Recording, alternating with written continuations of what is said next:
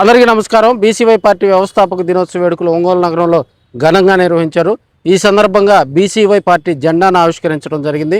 రాబోయే ఎన్నికల్లో BCY party అధినేత బోడే రామచంద్ర యాదవ్ను ముఖ్యమంత్రి చేసుకునేందుకు బీసీవై పార్టీ కార్యకర్తలు, నాయకులు అకుంఠిత దీక్షతో పనిచేయాలని వక్తలు పిలుపునివ్వడం జరిగింది. నా పేరు నర్రావుల శ్రీనివాస్ యాదవ్, న్యాయవాది మరియు బీసీవై పార్టీ రాష్ట్ర కార్యవర్గ సభ్యుని.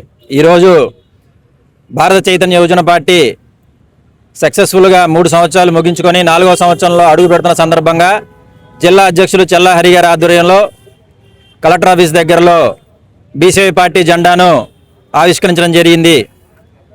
ప్రజలందరికీ కూడా బీసీ, ఎస్సీ, ఎస్టీ, మైనార్టీ ఆలోచన విధానంతో ముందుకు వెళ్లాలని మీ అందరికీ కూడా పార్టీ తరఫున శుభాకాంక్షలు తెలియజేస్తూ, ముఖ్యంగా బీసీవై పార్టీ బహుజన చైతన్యం యువజన పోరాటం అనే నినాదంతో స్థాపించడం జరిగింది. అలాగే అనేక కార్యక్రమాలు రాష్ట్ర వ్యాప్తంగా చేసి సక్సెస్ఫుల్గా ముందుకెళ్ళాము. ప్రకాశం జిల్లాలో తీసుకుంటే కరేడు ఉద్యమంలో 8,800 ఎకరాలని దాదాపుగా రైతుల దగ్గర నుంచి కాజేసే కుట్రని భగ్నం చేయడం జరిగింది రామచంద్ర యాదవ్ గారి ఆధ్వర్యంలో. అట్లాగే నాగలలో యాదవులపై జరిగిన దాడిని కానివ్వండి, ఈ మధ్య ఈదుమూడిలో జరిగినటువంటి గొర్రెల కాపుల మీద జరిగినటువంటి దాడిని కానివ్వండి, అట్లాగే పామూరు దగ్గర చాకల వ్యక్తిని గుంజ కట్టేసి కొట్టారు, అక్కడ కూడా రామచంద్ర యాదవ్ గారు రావడం జరిగింది. అట్లాగే ఈ మధ్య ఒంగోలు 60 అడుగుల రోడ్డు దగ్గరలో ఒక నాయి బ్రాహ్మణ వ్యక్తిని గడ్డం చేయనన్న పాపానికి అతన్ని చంపడం జరిగింది. ఈ విధంగా బీసీల మీద, ఎస్సీ, ఎస్టీ, మైనార్టీల మీద మీకు ఓట్లేసిన పాపానికి జరుగుతున్న దాడుల్ని ఎప్పటికప్పుడు బీసీవై పార్టీ మా అధ్యక్షులు రామచంద్ర యాదవ్ గారి ఆశయాల మేరకు అనేక చుట్టుపక్కల ఉమ్మడి ప్రకాశం జిల్లా, బాపట్ల జిల్లా, మార్కాపురం జిల్లా ఎక్కడ జరిగినా కూడా మీ అందరం కూడా అధ్యక్షులు చెల్లా హరి గారి ఆధ్వర్యంలో మీ అందరం వెళ్తున్నాము. అందరినీ సమన్వయపరుచుకొని ప్రజల్లో చైతన్యం తీసుకొస్తున్నాము. రేపు జరగబోయేటువంటి స్థానిక సంస్థల్లో కానివ్వండి, రేపు 29లో కానివ్వండి, మేము బహుజనుల్ని ముఖ్యమంత్రులు చేసుకునే ఉద్దేశంతో మేమందరం కలిసికట్టుగా పనిచేస్తామని ఈ సందర్భంగా తెలియజేస్తున్నాం. ఢిల్లీలో వాంగ్చుక్ గారు ఏదైతే 21 రోజులు దాదాపుగా నిరాహార దీక్ష చేయడం జరిగింది, కనీసం ఆయన నిరాహార దీక్ష చేస్తున్నటువంటి సంఘటన ఎక్కడా కూడా మెయిన్ మీడియా ఛానల్ ఎక్కడ రాలా. రాష్ట్ర వ్యాప్తంగా, దేశవ్యాప్తంగా ఎవరికి తెలియని పరిస్థితి. దాదాపు 15 రోజులు నిరాహార దీక్ష చేస్తే 16 రోజుల తర్వాత నుంచి స్లోగా సోషల్ మీడియా ఉండడం వల్ల కాస్త జనంలోకి వెళ్ళడం జరిగింది.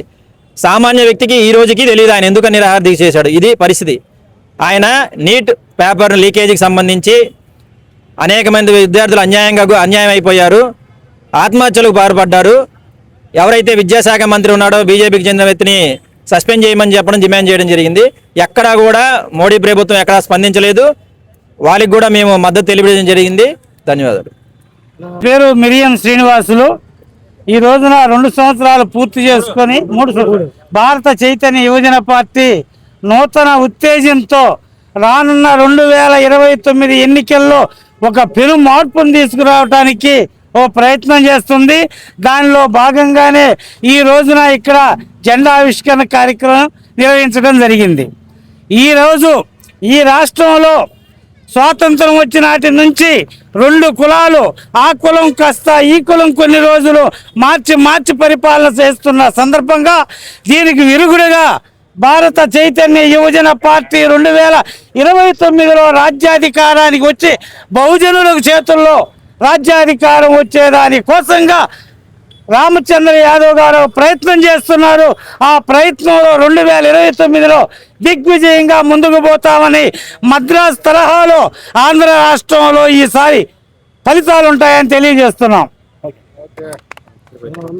భారత చైతన్య యువజన పార్టీ 3వ సంవత్సరంలోకి అడుగుపెట్టిన సందర్భంగా ఈరోజు జెండా ఆవిష్కరణ చేయడం జరిగింది. ఇట్లానే బోడే రామచంద్ర యాదవ్ గారికి మా పార్టీ ఇక్కడ ప్రకాశం జిల్లా తరపు నుంచి శుభాకాంక్షలు తెలియపరుస్తున్నాం. మేయర్ రేట్స్లో పార్టీ అధిష్టానం నిర్ణయిస్తే అప్పుడు నిర్ణయం చెప్తాం. అలా మా అధ్యక్షులు వారు చేయమంటే అప్పుడు చేస్తాం. బీసీవై పార్టీ 3 సంవత్సరాలు పూర్తి చేసిన సందర్భంగా ఆవిర్భావ దినోత్సవం ప్రకాశం జిల్లా అధ్యక్షులు చెల్లా హరి ఆధ్వర్యంలో జరుపుకోవడం చాలా సంతోషంగా ఉంది. బీసీ, ఎస్సీ, మైనార్టీలందరి కోసం, వారి అభ్యున్నత కోసం, బీసీ, ఎస్సీ, ఎస్టీల, మైనార్టీల వారిని అణిచివేతకు గురి చేస్తున్న వారిపై పోరాటం చేసేందుకు బీసీవై పార్టీ అధ్యక్షులు బోడే రామచంద్ర యాదవ్ గారు కంకణం కట్టుకున్నారు. ఈ మధ్యకాలంలో చూసుకుంటే రాష్ట్ర వ్యాప్తంగా ఎస్సీ ఎస్టీ బీసీ మైనారిటీలందరిపై కూడా అనేక రకాల దాడులు జరుగుతున్నా కూడా బీజేపీ కూటమి ప్రభుత్వం ఎలాంటి పట్టించుకోకుండా ఉంది. ఈ విధానంలో రామచంద్ర యాదవ్ గారు పోరాట పటిమ చూస్తున్నారు. ఆయనంట మేమంతా నడుస్తూ ఉన్నాము. రాబోయే రోజుల్లో 2029 ఎన్నికలలో ముఖ్యమంత్రిగా రామచంద్ర యాదవ్ గారిని చేసుకునేందుకు మేము కృషి చేస్తున్నామని తెలియజేస్తున్నాం.